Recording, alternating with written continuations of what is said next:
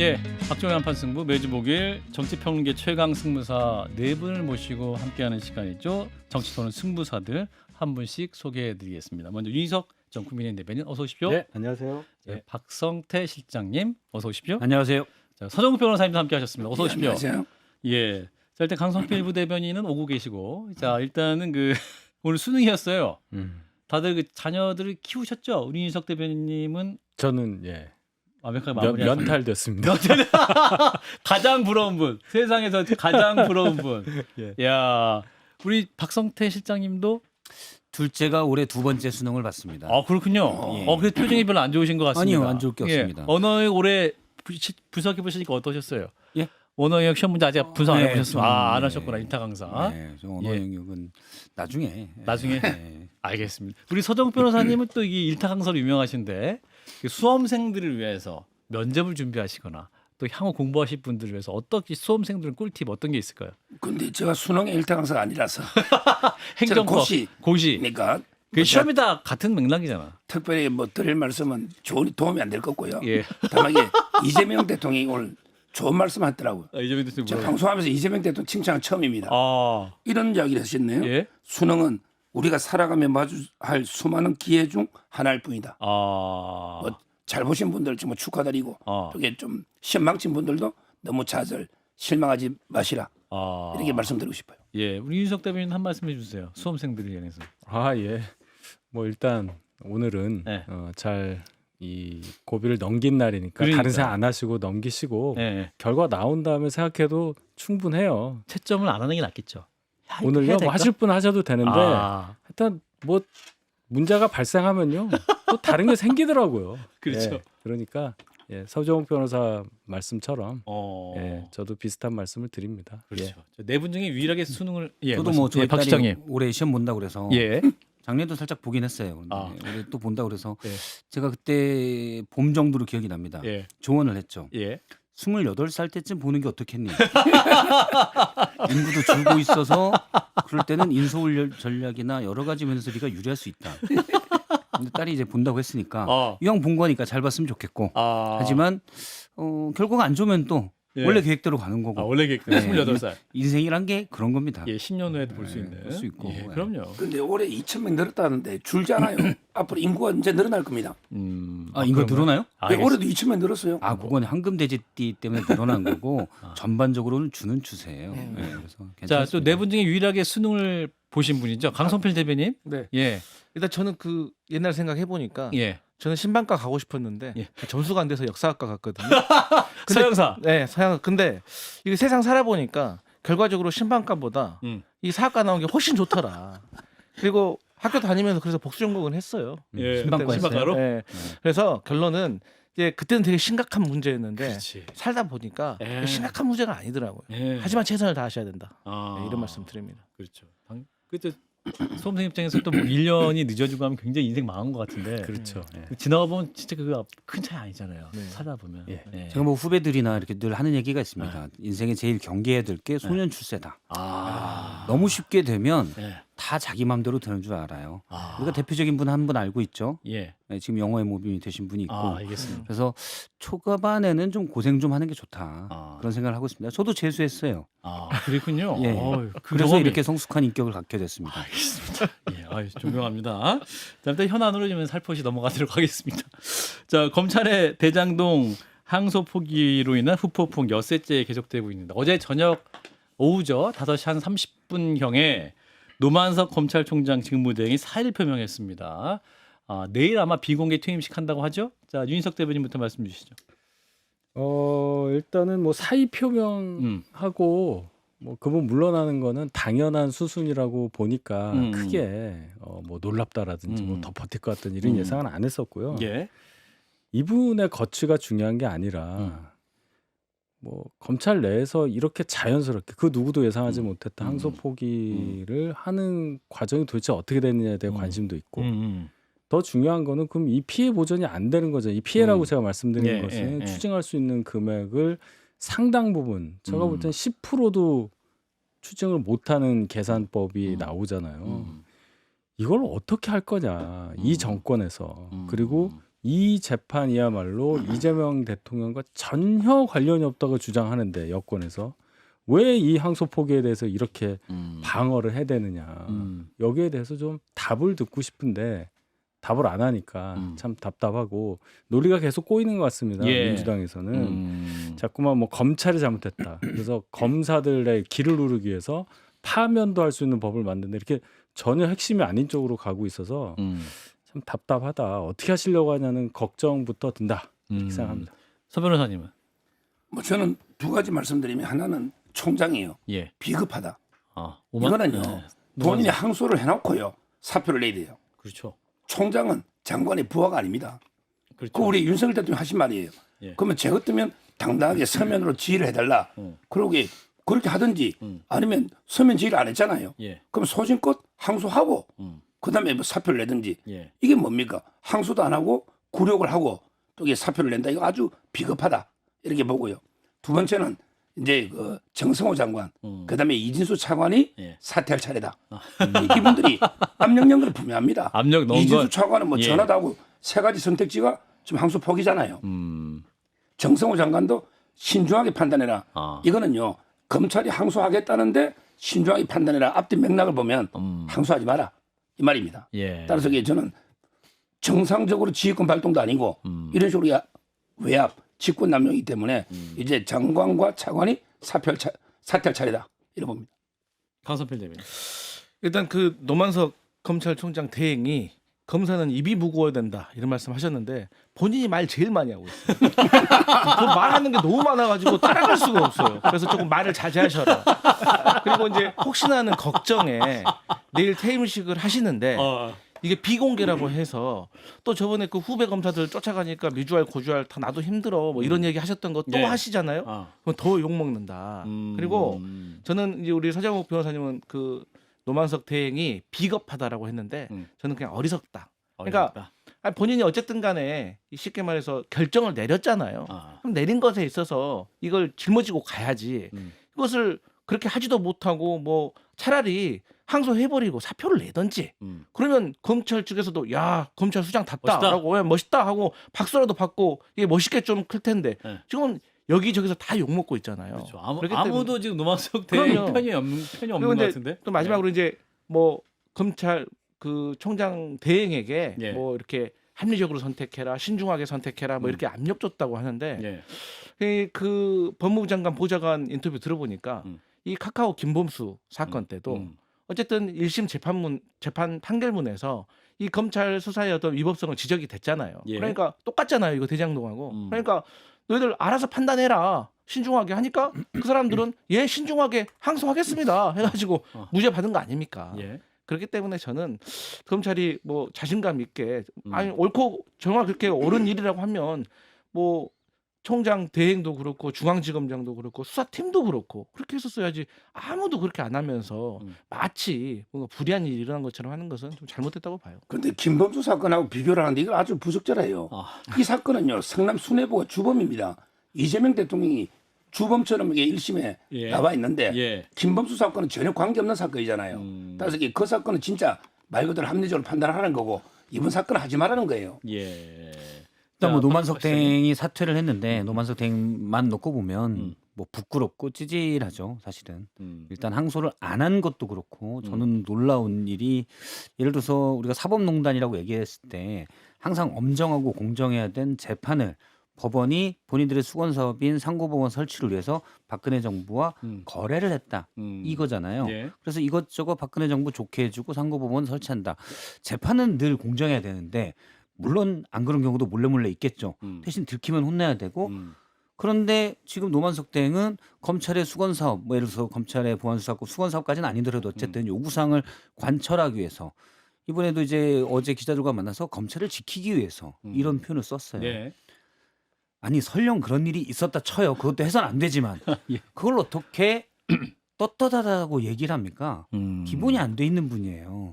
몰래 하는 것과 대놓고 하는 건 저는 차이가 크다고 보거든요. 예. 근데 인간들이 언제나 유혹에 넘어갈 수 있기 때문에 예. 몰래 하면 벌 받으면 돼요. 어. 근데 대놓고 하는 사람들은 이건 문화 자체를 망가뜨리는 사람입니다. 내가 뭘 잘못했어? 예. 이 항소 포기라는 항소라는 중요한 아. 형사 사법 체계의 중요한 거를 예.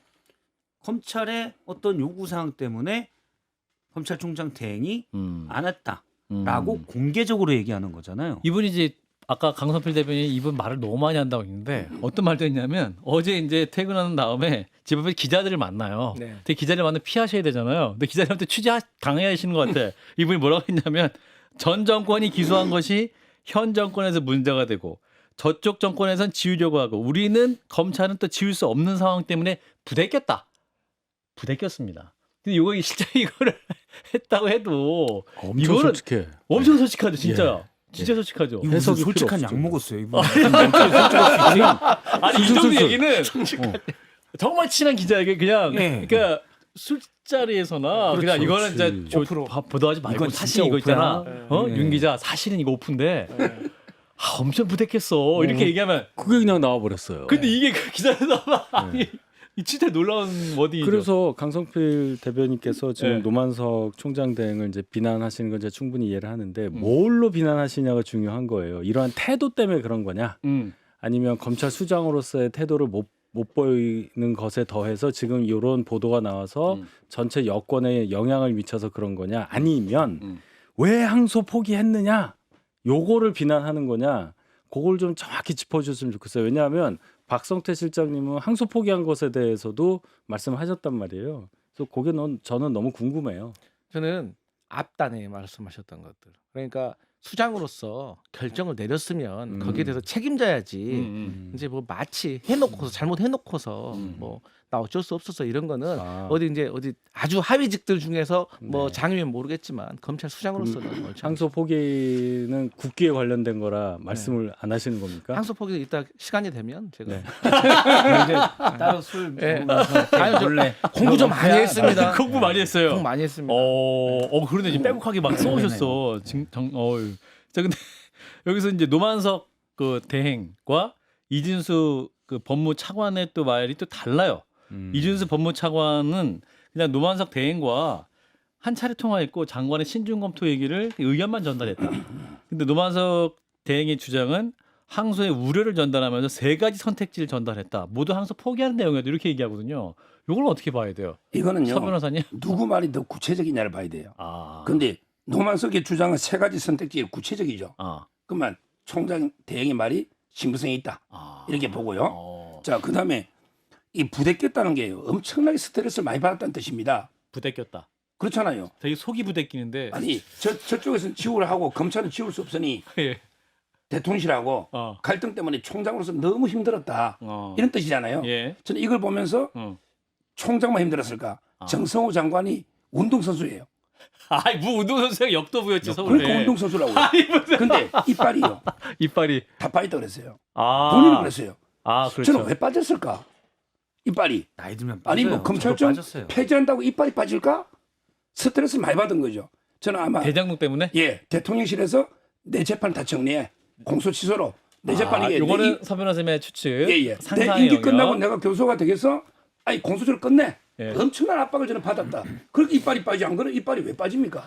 근데 너무 분석이 이 단순해요. 추측이에요, 추측. 분석이 다르다. 너무 분석이 단순해요. 지난주엔 서 변호사님이 저를 칭찬했잖아요. 네. 제가 오늘은 저랑 같은 방송한 중에 이렇게 탁월한 이렇게 단순한데 논평을 하신 거 정말 제가 가슴이 시원한 논평이었다. 뿌듯합니다. 강수필 대변인. 아니 저는 그런 네. 생각을 해요. 이제 그 구체적이었다 3가지. 사실 또 차관은 3가지란 말도 안 했어요. 부인했어요. 그렇기 때문에 그건 진실관계를 모르는 거고. 그 대통령은 사실 저희는 이런 프레임에 대해서 좀 경계를 해야 될 것 같아요. 예. 대통령실과 정부와 여당은 이 본질이 이게 아니에요. 아. 국민들이 걱정하고 궁금해하는 거는 이 대장동 일당들이 이 자기들이 저지른 죄에 맞게 제대로 된 처벌을 받느냐, 그렇죠. 그리고 그들의 범죄 수액이 피해자인 성남시로 제대로 돌아가느냐, 사실 이게 궁금한 거지. 국민들은 뭐 차관이 시켰네, 뭐 장관이 시켰네, 별로 이런 거 궁금해하질 않아요. 노만석이 누군지도 잘 몰라요. 그렇기 때문에 저는 오히려 이걸 가지고 프레임을 전개시키려고 하는 검찰들, 또 검찰들은 뭐 보안 수사권 때문인 건지 뭔지 모르겠지만, 그래서 저는 이거 그 논란을 종식시키기 위해서 예. 민주당도 국민의힘도 서로가 주장하고 있는 외압이 있어요. 국민의힘은 장관이 외압을 줬다라고 하고 있으니 그것도 국정조사하고 그다음에 저희 민주당이 봤을 때는 이 수사 과정에서 외압이 있었잖아요. 남욱 씨 배 가르려고 했다고 하잖아요. 이런 것들 저희는 같이 국정조사 했으면 좋겠어요. 아, 국정조사로 풀자. 근데 남욱은 왜 쉴드를 쳐요? 저거 이제 지금. 아니 그 실드가 아니라 그 누구라도 어쨌든 피의자가 된 피의자한테 검찰이라는 사람이 영화에서 보듯이 배를 가른다, 애 사진 보여주면서 보고 싶지 않냐, 여기 계속 있을 거냐 이렇게 불법적으로 플리바겐이 막 이렇게 하는 건 잘못된 거잖아요. 그러면 오해를 받지 않을까요? 이재명 대통령하고도 하나도 관련이 없고 이렇게 많은 돈을 뒤로 빼돌렸다고 의심이 돼서 1심에서 이렇게 중형을 받은 사람들을 위해서 마치 그분들의 법익을 위해서 여권 전체가 달려드는 것처럼 보이잖아요. 저희는 이제 그분들의 권익이 아니라 검찰의 잘못된 이 수사 관행에 대해서 검찰 철퇴를 이만큼 때리려고 하는 때렸으면 거죠. 많이 때린 거 아닙니까? 조직이 없어지는데. 아유 그것은 아직 그러니까 핵심을 안 됐으니까. 잘못 짚고 있는 것 같아서 그래요. 예. 그렇군요. 몇 천억은 어떻게 할 겁니까? 그래서 면석이요. 예. 민사 소송으로 환수해야죠. 그게 가능하다고 생각하세요? 여기 변호사님 계신데. 네, 그래서 공부를 제가 좀 해왔습니다. 그 몇 시간 예, 어떻게, 공부해갖고 어떻게 되겠어요? 환수할 양시 거예요? 합격자한테? 그러니까 아, 자, 강성필의 환수법. 제가 이거를 정치권에 있는 변호사한테 물어보면 다 자기 어떤 진영에 진영 논리. 대해서 얘기하니까 제가 정말 그 정치권에 없는 3명의 변호사에게 김앤장. 아니요, 그분들 말고 아니에요. 그분들은 너무 멀리 있어서 하여튼 제가 물어봤습니다. 물어봤어요. 그러니까 결론은 그분들의 이건 그러더라고요. 결론 1번 환수할 수 있다. 오. 2번 좀 어렵다. 3번 그런데 뭐 지금 국민의힘에서 주장하는 것처럼 뭐 국가가 환수를 해가지고 돌려준다? 그거는 명백히 법을 모르는 사람을 두고 거짓말하는 행위다. 그런 건 매우 이례적이다. 정신적으로 법적 소송을 할 수 있는 당사자가 그런 능력이 없을 때 하는 것이기 때문에 그건 잘못됐다. 그러니까 환수할 수 있다. 또 성남시장도 오늘 기사 냈더라고요. 네. 책임지고 내가 환수하겠다. 민주당이 돕겠습니다. 근데 이게 조국 그 대표 주장이에요. 그 법의 6조에 보면 민사소송을 못하거나 환수가 현재 곤란할 때 추징한다. 네. 그러니까 이제 이거는 민사소송이 되니까 원래는 이게 추징하면 안 된다. 이런 주장이었잖아요. 예. 근데 그거는 한동훈 대표가 잘 비판했듯이 아. 한동훈 대표도 더 법무부 장관이잖아요. 예. 우리 판결문을 봐야 돼요. 판결문. 판결문에 왜 추징 473을 했잖아요. 왜 했겠어요? 예. 민사로 이게 곤란한 이유가 있으니 그래서 473억을 추징한다. 예. 그러면 판사를 요구해야죠. 예. 왜 검찰을 요구합니까?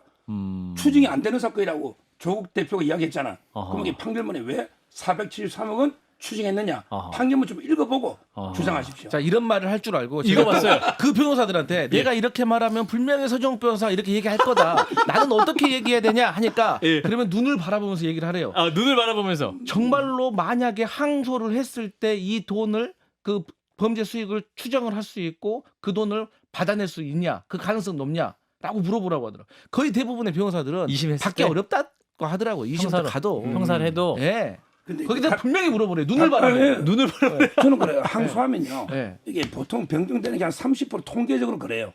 근데 저는 1%라도 가능성이 높아지면 해야죠. 안 할 이유는 없잖아요. 1%라도. 저는 확률 한 30%로 봐요. 항소해가 올라갈 가능성이. 그러면 상당히 높은 거예요.